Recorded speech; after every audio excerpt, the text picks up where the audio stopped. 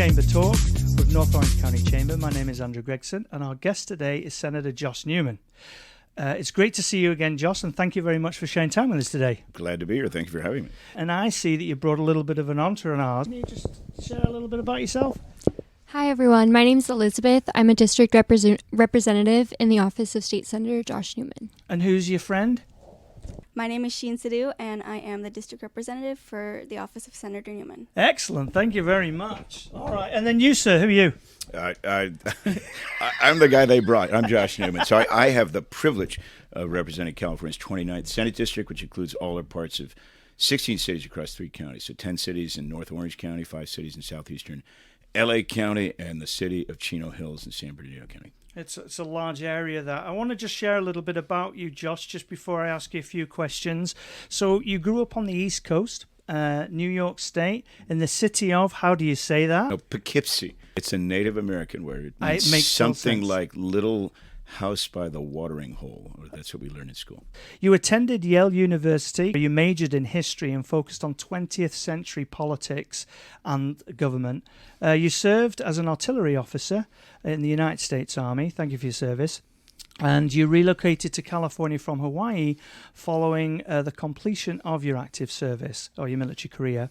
After some years, you worked in the private sector, and you were first elected in 2016, I believe, and then again in 2020 as the representative, as you just stated, the 29th District, and which comprises of Los Angeles County, Orange County, and San Bernardino County. That's a large area there.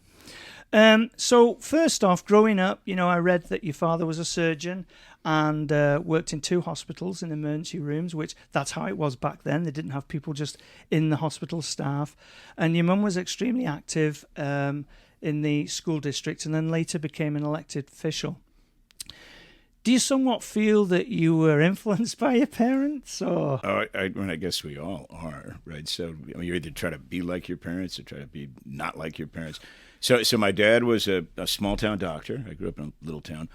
And my mom was a small-town community participant. So when I was, I think, in 7th grade, she ran for school board and was the president of our little school board for a while.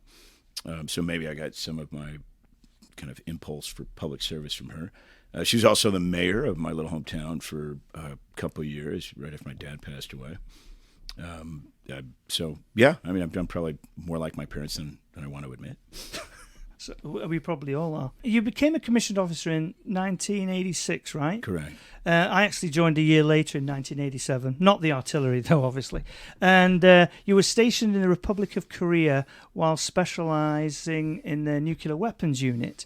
And this was, for me, when I was in the Army at that time, it was the height of the Cold War. Is that the reason why the American military were in South Korea at that time after the...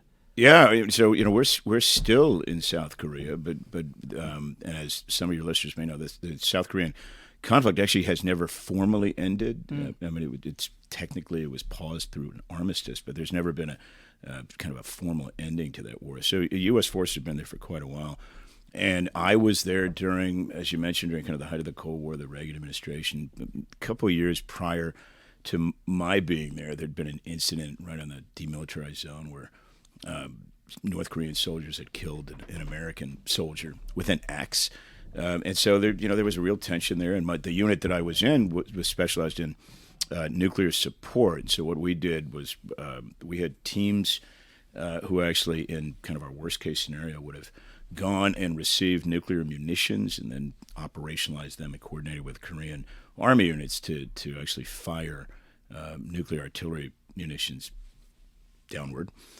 So, really interesting if, kind of dicey mission, especially for a 24-year-old kid. After leaving the military, I know you've had a brief history in politics. I mean, that's quite a strange going from one to the other. How did you lead into that? So I moved to San Francisco. That's actually where I got out of the Army from Hawaii. My last duty station was in Hawaii. And I had a friend who was working on a political campaign, a mayoral campaign, so kind of stumbled in, and the press secretary asked me if I wanted to help out. And as you mentioned, I was a history major from Yale. I thought it would be cool to work on a big city mayoral campaign. So I started as, like the intern who was going to do the newsletter, and one thing led to another. He turned into a paying job. I became something called the issues director, researching issues, doing questionnaires. Then I became the deputy press secretary, and then the candidate, his name was Frank Jordan. He wound up winning, so I ended up working for the mayor of San Francisco for a couple of years. And when you say brief history, I think at the time, I will admit that I was probably young and kind of naive, and I was continually shocked that politics wasn't like the books I read in college. So I think I got a little disillusioned with, that brand of politics, and so wound up going off and doing some other things. So then once you moved out from that, you went straight into the private sector, and basically, I'm assuming because your mind was working with strategies and things, you went into marketing and software. No, I actually entered. The first thing I did, or the thing I did after that, was I wound up moving to Southern California, kind of on a lark, and wound up working in the entertainment business for, I guess, about 6 years, and worked in production, worked on a bunch of movies and TV shows, some of which I think your listeners have probably seen. So there was the sequel to the Brady Bunch movie, and I worked on the TV show The Nanny. And my major claim to fame, I don't know if it's in your notes, is I worked on the first Austin Powers. I was on the crew, but one day one of the... You were in it, right? I am. I am. So, because one of the stuntmen one day left because he wouldn't wear a wool uniform. So if you've seen the movie, there's a scene where the fembots are called out and to demonstrate their powers. They shoot the guards, and so I'm the middle guard out of these 5 security guards that come in and get seduced and then shot. So were you in any other movies then, Josh? Oh, I'm glad you asked. I'm glad I'm here to talk about public service and politics. So yes, I was. I was actually 20 years prior. I was in high school. They made a movie at my school. It's called The World According to Garp. It starred Robin Williams and John Lithgow and Glenn Close. And I am a concerned student, and I have dialogue, all of like 11 words with Glenn Close. So after the movie sort of career, that's sort of you got to put that down. It's a resume. It's a career. My brief but shining career. Yeah, that's really good. Well, you ended up on a high note, and you left when you should have. Yeah, before you failed. I left right? at the top. You did. Top of your game. Top of my game. Yeah, that's right. Mm-hmm. So then you went into working for companies doing marketing and business development, right? Yeah. I actually worked for a series of internet and mobile companies, right? So I was hired in 1999.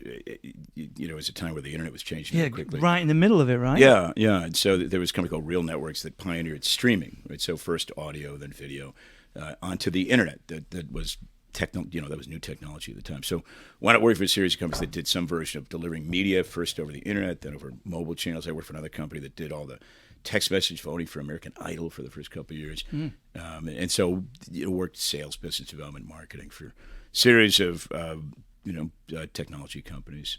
You started, was in a foundation called Armed Force 2 Workforce? Yeah, so foundation's kind of being too generous. So around 2012, my wife and I moved to Orange County relatively near that time.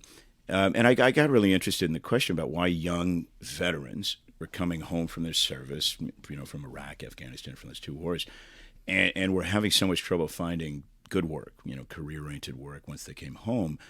And having been in the military, I've always been very aware of like what great employees veterans make, right, once they transition to civilian life.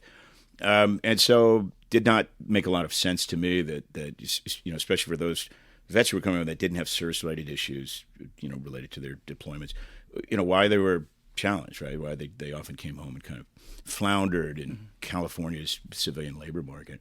So I started what a little initiative, and the idea was I thought I could kind of build a better mousetrap to match up companies who were looking for good employees, veterans, and vets who had come home that had skills that employers were looking for. And did you, when you first left the military, did you go through a period yourself of that strange adjustment that there is? I think I did. I mean, I think it was different, right? So I did not serve in combat. I got out before the first Gulf War, right? So I was in a couple of units that almost went and did stuff, right? So we almost went to Panama. My unit in Hawaii almost went to Panama. My unit in Hawaii almost went to the Philippines. But I got out, like I said, months before the Gulf War buildup really started in earnest. But I didn't have any of the kind of intense experience that a lot of soldiers and vets have had since then. But I will say, it was odd, right, coming back to San Francisco in 1990. That's not a place where military services at the time, especially, was recognized as, sort of useful. The other interesting thing back then is I don't remember anybody thanking me for my service. I mean, that's kind of a common, kind of convention these days. And that grew up to my kind of knowledge, like after 9/11, right, where people, I think, are truly grateful for the young men and women who've gone out and protected the U.S. during a kind of a challenging time. But prior to that, that there was not that convention where you met a vet and said, "Oh, thank you for your service." There's another side to it, and this is why I got interested in trying to solve for that problem, like helping vets kind of move into the next chapter of their lives. Is on the one hand, these young people would, constantly, especially in uniform, somebody want to buy your lunch, you buy a drink, whatever, thank you. But as far as somebody saying, like, hey, let me show you how to navigate the civilian work landscape, that's a much different thing. And so we especially in politics, we wound up with this big gap between the rhetoric around, thank you for your service, and you people are awesome, and the programs. And so that was kind of the problem I got immersed 2012 on trying to solve. You mentioned earlier you didn't really see too much active service yet. You sort of did because you were out there just in case. And what people don't often realize is most or all service personnel, when they do sign up and join the military, it doesn't matter what branch, you are really signing a blank check potentially to lay your life down for others. So it's not whether somebody saw combat or not. At the end of the day, they were all willing and prepared to do exactly the same thing. And I feel, especially just as we're on the eve of Veterans Day here, Remembrance Day in the UK, is that it's important to think back for those who actually gave their all for our today. It's very, very, very crucial. I couldn't agree more, especially now. This country's huge, right? A very small share of our population actually serves in the military. They come from typically, different places than lots of other people. So we don't see them too often. So I think it's important to acknowledge their commitment, their sacrifice, their contributions. And, let's move into your current career now. What inspired you to originally run for So it's funny. It actually relates directly to my experience working on the veterans stuff, right? And I focused very squarely on unemployment. There's a lot of very complicated problems that other folks are working on. And actually at that time, a bunch of people had come together in Orange County to try to align all the different service providers. And we wound up standing up something called the Orange County Veterans and Military Families Collaborative. And I wound up being in charge of kind of the employment group. And a whole bunch of other folks working on different issues, behavioral health, families, those kinds of things. And collectively, I think, and they have since continued to make a difference. But through that, I wound up meeting a lot of elected people. And it was the elected people who would come to the Veterans Day event, the job fair, those kinds of things. And as I mentioned, they would always say nice things. But the gap between rhetoric and actual programs, I thought I had a problem that was not so hard to solve if we just put better programs in place and kind of align services better. And I would always say to whomever I met, like, hey, I think there's a better way to do this. And they'd say, they'd always say, call my office. I'd love to talk to you. You're awesome. And I had stunningly little success, or traction doing that. And it was probably 2015. I'd had sort of one of these kind of typical experiences. And I remember my wife and I were having dinner, and I was probably grousing about it, the way people do, the way I do. I do every night. And she said to me, and she remembers saying it, she'll admit she said it, she said to me in that way that people do. She said, if you really want to change things, right, in that voice, right, which is to say, like, I'm tired of listening to you. She said, our state senator's termed out, so if you really want to change things, maybe you should think about running yourself, like that. And like I said, she didn't really mean it, and she has regretted it 1,000 times since. But I don't even know how she knew that. I didn't know that that it was Bob Huff, decent guy, but he was termed out. I don't think I was that aware of that. And so that's what gave me kind of the germ of the idea. Wow. And so the observation really was, like, why not? Right? I thought I had something to offer. But it was like, wow, if we won't solve the problem that everybody agrees on. Right. Everybody agrees that vets deserve more. If we're not in both sides, irrespective of politics, and we agree on that. If we're not willing to do things to make that better, like what are the odds we're going to solve harder problems politically, right? Where there are competing ideologies, different stakeholders, that kind of thing. So that's kind of what got me thinking about it, and so I decided to throw my hat in the ring and wound up running in 2016. And I do know that you've actually implemented quite a few bills. However, one of them was to do with the veterans thing, because actions speak louder than words, and you got one passed, didn't you? You want to share? Yeah, I think I've done a bunch of good work. So two bills.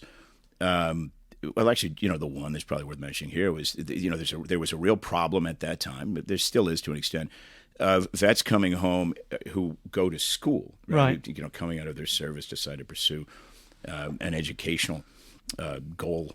And there's 116 community colleges in California, and there really was no standard, no baseline level of service. So a vet coming home could go to a community college that might have a wonderful veterans resource center and sort of associated programs, or they might go to another one where they had effectively nothing. And that seemed really unfair to me. It shouldn't be kind of Russian roulette, what sort of support you get when you come home. So I had a bill that actually got incorporated into the 2017 budget that created additional funding and standards for veteran resource centers on community colleges. And when you create something like that, and this is, I really honestly don't know the answer to this, how do you make sure that it gets follow through? Like, you get the budget, you do the work, like you say, right? Yeah. What makes it get to the next stage? That's one of the big challenges in a state as large and complex as California, right? So, sure, we'll get deeper into legislation, et cetera. But as an elected official, as a state legislator, you really have three responsibilities, right? There's three parts of your job. One is legislation. The second is constituent service, right? That's what my folks down here mostly focus on, make sure that our constituents get good service, or they have problems with unemployment, those kinds of things. And then the third is oversight, right? And that's where we make sure that when we give money to a department or change a program or implement a law, that hopefully where the legislation makes sure that the things we set out to do, we're doing as well as we can. And so I stayed active, sort of monitoring those programs, but it is a challenge, and the allocation was $5 million of additional funding per year. That doesn't go that far in a state this big, but and hopefully it's spread out equitably. But I have a pretty good relationship with the community college system. I serve on the Senate Committee on Veterans Affairs. So, that's kind of where we would exercise that oversight function. If you were to sort of sum it up, what does the state senator's office actually do for the community? We are the people that the voters or residents of our community have hired to represent us in Sacramento, and state government does a lot of things in California, right? So state government pays for the schools. Right? There's a whole bunch of structures that actually administer these things. State government creates the laws that tell you how much you're going to be taxed. State government has a huge impact on healthcare. State government has a big impact on public safety. There's virtually no sphere in anybody's life where the state government and the people who make the laws, that actually shape state government, don't have an impact on your lives. And it is interesting. Like, it's election season now. I'm not sure when this podcast is going to run, but we're the Monday before Election Day. Probably tonight, as we want people to go out and vote by tomorrow. Right.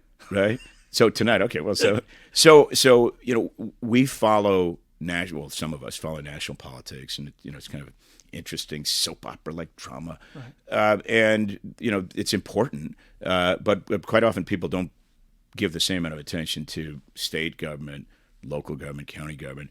And it's ironic because those other three areas actually probably have a bigger impact day to day on the quality of people's lives and the resources that are available to them and the laws that affect them.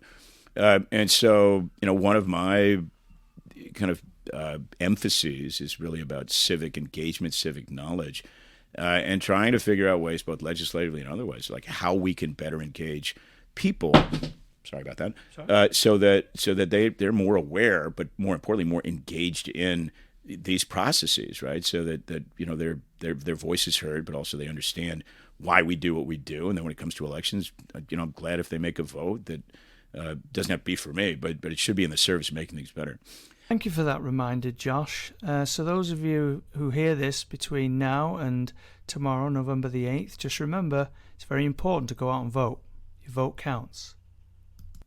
Something we don't see, like, could you share? I mean, it's got to be difficult through election season when you're actually a candidate. What are some of the sort of challenges that you face on that, apart from being exhausted, talking everywhere? Yeah, and so elections, especially like tomorrow's election day, right? And you read about it, and there's the horse race and the drama, and the national kind of trends and dynamics. But if you really drill down, I mean, elections are how we as voters hire the people, right? That voting is how we hire the people who work for us in the public sphere. There's no other way to do it, right? So we collectively make a decision by voting, which one of the candidates gets to actually serve for, in whatever office for some time. So being a candidate is kind of a fascinating thing, because I've got lots of jobs, but never had to do it that way. And what you're doing, in effect, when you go out and campaign is you're asking for the job. And then there's a whole bunch of other layers and kind of dynamics to it that because of the way politics works these days, that, tons of money, especially at the state level and above, but also kind of a meanness, right? I mean, if politics is a kind of marketing, some of that marketing is like about as mean and as it can get. Yeah, as it could possibly get. And so for my part, starting in 2016, I mean, I'll admit, like, I didn't know better. My wife kind of goaded me to it, as I've said, but I thought, like, I've got, I'm a naive guy, but I've got something to offer. Let me put my hat in the ring and make my case. And it was going great for a little while until the stakes got high, and then I really wasn't prepared, I guess, for two things. One was, everybody's from a party typically. It's very hard for somebody who's an independent to get elected in California, especially at the state level. So I'm a Democrat, but I'm a centrist kind of pragmatic guy. I really wasn't prepared. To go in and meet people and have them hate me because they'd heard I was on the other team, as it were. And nothing in my life prior to that had prepared me, right? In the military, everybody loves you, right?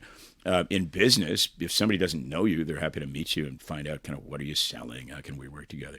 In politics, you go in a room, you don't know the 30 people in there, but 20 of them know they don't like you, right? Yeah. Because of the color of your jersey, I mean, if you think that's right, which is really strange, right? And some of it's probably reasonable, all things considered. But if you're the person doing it, it's really disorienting. The other thing that's I really wasn't prepared for, I don't think anybody is when you get into the kind of the meat of a campaign, and the other side and their allies start sending the mail to your constituents, including your house, that tells everybody what a jerk you are, what a terrible person you are, with the terrible things you've done in your life that show that you're unfit for service. And not only was I not ready for that, but my wife was, I think, absolutely thrown for a loop by it. I remember one day she came up from the mailbox. We live on a hill, and she kind of had her hand behind her back, and I was like, "Hey, what's in the mail?" And she said, "Oh, you don't even want to know." Right. And so to have, groups that you don't really know spend literally millions of dollars communicating to voters what a, sort of satanic creature you are is really, really nuts. And it does sting. Right. And I also think it dissuades a lot of people from getting involved. What happens on that handover period? Because obviously you've been working for a long period of time. You've got topics that you're trying to figure out and things like that. What goes on when they do a handover? So, I guess in my case, I mean, I'm not sure. What should happen, which is there's a bunch of files and information, especially relating to constituent casework, right? So somebody's got a problem with their unemployment insurance in November, right? You would hope that come December, when the next person takes over, that person doesn't have to start over. But most of it's informal. There's no formal requirement. I remember Senator Huff's office was in Brea. We took over that office. I now have a different office in Fullerton. But I sort of vaguely remember somebody gave me a key, right, and gave my staff keys. And they went in, they looked in the file cabinets to see what was in there. And I think, a couple folks talked to a couple of folks who left, but there wasn't a ton of interaction. It's just So like true in business, right? There's no difference really. Yeah. It's just the same stuff. So you mentioned obviously your wife Darcy. You live here with your lovely little daughter, do. and you actually live here in Fullerton. I live. right? I think I live a half mile from where we're sitting. When did you first come to Fullerton? Why So- Fullerton? Early 2012. My wife, as you mentioned, I'm from the East Coast originally. I've lived a bunch of places. My wife is from Orange County. She was actually born across the street, St. Jude's, and grew up in first Orange, then Anaheim Hills, and works for an Orange County company, big insurance company. And we were living up in L.A. and it made sense. She had a long commute, but at the same time, her mom had been diagnosed with early onset Alzheimer's, and it was progressing rapidly, right? So it made sense to us to kind of look at moving a little closer to, her, where she was from. And we, found a realtor, found a house right by Laguna Lake in Fullerton. Right. And, moved here. And for my part, I'd always lived in big cities, right? I lived in L.A., Seattle, San Francisco, Honolulu. So moving to kind of this part of Orange County was an interesting shift. I'm sure no different than you coming from New Jersey or wherever your accent indicates you're from. But I love it. I've never. Fullerton reminds me a lot of my hometown where I grew up. Kind of small. Mine was a little smaller, but small enough that kind of who's who, and it's got this nice vibe. And Fullerton has this wonderful downtown, and Cal State Fullerton's near here, so couldn't be happier living here. Living in Fullerton, do you feel compelled sometimes being in politics to stretch that threshold and knock on city council's door and say, hey, what's going on, folks? Or, like, I don't like this. Or, I mean, how do you keep that line of divide? So, I have a particular job at, in a particular level of government. So I'd like to think I'm their partner, right? As opposed to I'm not better than anybody, right? So I live in Fullerton, but I represent currently 16 different cities. Sure. And so my office's job, is to be a good advocate for those cities and a good resource for those cities and all the various groups within them. And so I'd like to think we've been pretty good partners over the years. So Fullerton and a whole bunch of other cities are now part of an 11-city collaborative working, getting on the root cause of homelessness and youth violence prevention, post-incarceration stuff. So that's a good example, I think, of partnering with cities. I wouldn't presume to tell a city council person how to do their business. But as a resident, though, you see, that's the difference, isn't it? Because you've got two lines okay, there. I'll admit, but it's never. I don't do it as like the senator guy, right? No, but that's I'll what I call mean, up and say, hey, there's graffiti in my neighborhood. I just noticed today there's a storm drain that's collapsed over around the corner.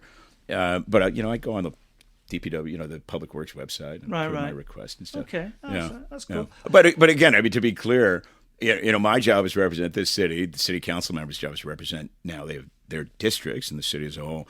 Glad to part, but I've never sort of played the senator card. Yeah, right? no, I get you. As an example, I was working on, we had a construction project at my house.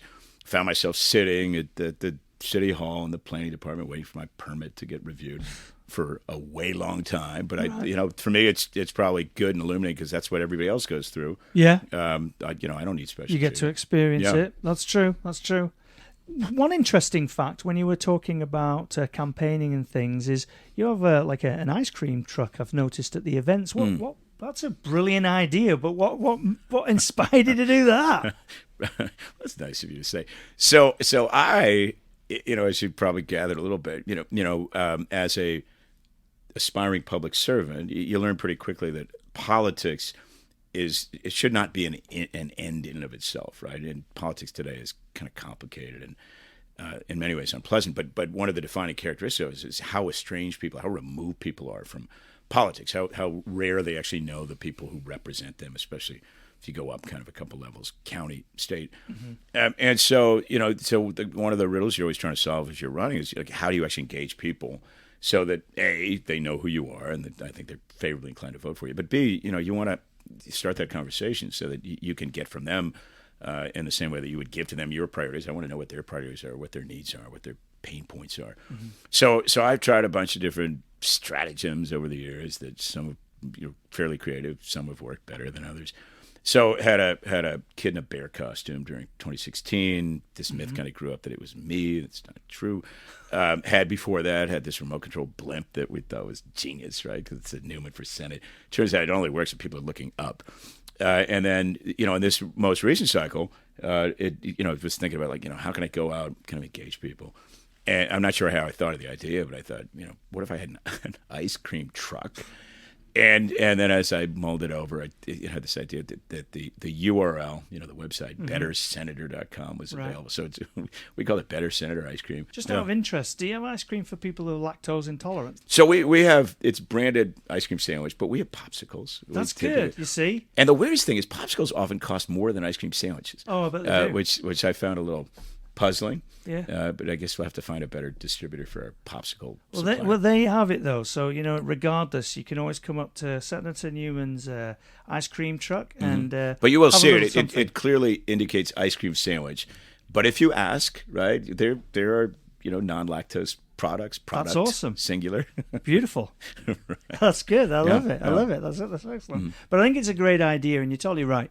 It's great to be out there in and amongst things. And when we actually do chamber events, and whether, I know you're a very busy individual, but you often, just like other politicians, we have these wonderful representatives who come out there as well, and it means a lot to people. It really does. When people see that they're out there and they're talking to them and they're heard, it is important. So we appreciate that. Thank you. I think so, and I think my staff has to listen to me. But I have a wonderful team of people that work for me here at the district level. To cover different cities, and those are the folks you see. So Elizabeth and Sheen are here today, but we have others, and then up in Sacramento, I have a bunch of really smart young people thinking about policy stuff and legislative work that we do. But I think it's really important that people, like I said, are connected to the people who serve them, and then as we do our work, that we're appropriately sort of respectful and honor the things that we do in the community, and so the work that, for instance, chambers of commerce do, very important. But the opportunity to recognize people for achieving all manner of things is I think it's important, and it's a privilege for me to be able to do this. I feel the same way, and whilst we're on that point, I do want to give a shout out to one of your employees, Scott Dew. He comes to nearly all our events, and he does a great job. So thank you, Scott. Appreciate it. Nice to hear. Till now, I kind of wondered what Scott did all day. He does a lot. He does a lot. He stands there. He smiles well. He hands over the certificates really well, and he really engages with people. Okay, but he also loves the work, right? And I think your members feel that, right? And that's true of every single person on my team. Yeah. And so that's important. And if they don't, call me. Right, we'll take it up. Text you now. Yeah. I've got your cell. Yeah. I'm good.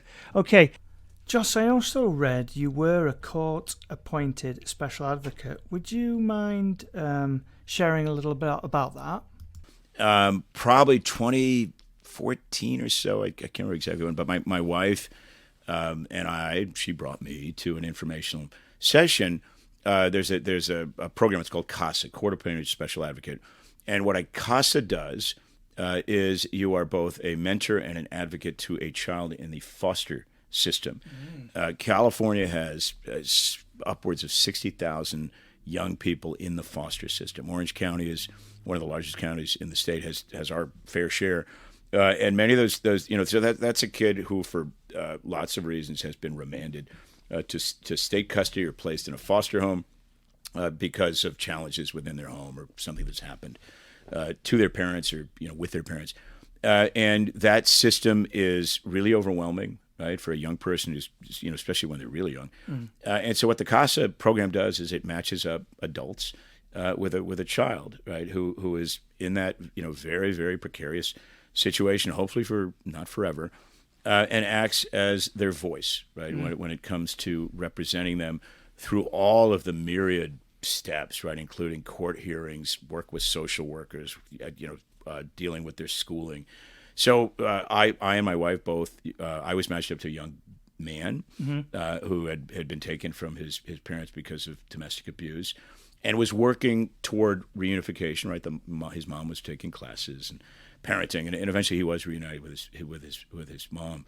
And then my wife had a young woman who same thing, and so really interesting because there is, for a lot of us who, are reasonably privileged, right, and live in Orange County. Orange County is this, on its surface, like this amazingly privileged place, Right. But there's a whole other, sort of sector in our community that's really challenged, and so it was interesting, and I think really illuminating for me, especially in the work I'm doing right now, to have to be in that world, to sort of see the world through their eyes, to sit for a full day in juvenile court, right, down in Orange, is to give you insight on a part of Orange County that many of us don't see, but probably don't want to think about. Right. But where there's a real need for service, for resources, for new programs to solve a lot of problems. Well, that's really good to hear, and I'm glad there is a system like that. That is and I will say, just as a plug, so it's called CASA, the CASA Orange County, and if you're interested and you have the time, you are doing a wonderful service for a young person who often has nobody in their life who is actually actively looking out for them. Right. So, as we're coming toward the end of our podcast today, and again, thank you very much for coming and taking time out today. Really do appreciate it. What's in the future for Senator Josh Newman? So I every politician, every elected person is different. I don't have a plan per se, right? So I do have a plan to run for re-election at the moment. That's my plan in 2024. In California, we have term limits. You get 12 years total. But beyond that, I wouldn't presume to make a plan beyond that. This is, to me, I've done as we discussed, a bunch of things, and serving in the legislature is the same kind of sort of privilege as I found serving in the U.S. military, to be part of something which is bigger than oneself, where you're actually in this case being part of conversations that actually shape California's budget, California's future. So it's an awesome kind of gratifying privilege to do. I'd like to do this for as long as I can. I don't have a plan beyond that. Right. Yeah. Well, what I would like to see, if you could plan for, is maybe attend our big giveaway business mixer that we're having down at the Boys and Girls Club on Fullerton. It's on November the 21st. It starts at 11:30, and we've got quite a few businesses, in one in particular, Sarian's Arthur, who's giving away some of their branding clothing to the Boys and Girls Club. And we'd love for you to be able to be at that. We'll give you a free sandwich for sure. And if you can't, please maybe Scott will be there. I will try to attend, even if you don't give me a free sandwich. Oh, that's really cool. Nice. Yeah. That'd be lovely. Josh, thank you so very much for coming in today. We really appreciate your time. It's been a total honour and a blast. For those of you listening, as the Senator had mentioned earlier, it is vital that you cast your vote, because every vote counts. And remember, you have until tomorrow, November 8th, to cast your vote. And we invite you to join our email list by visiting nocchamber.com and selecting sign up for news at the top of the page. For more interviews, visit chambertalk.podbean.com.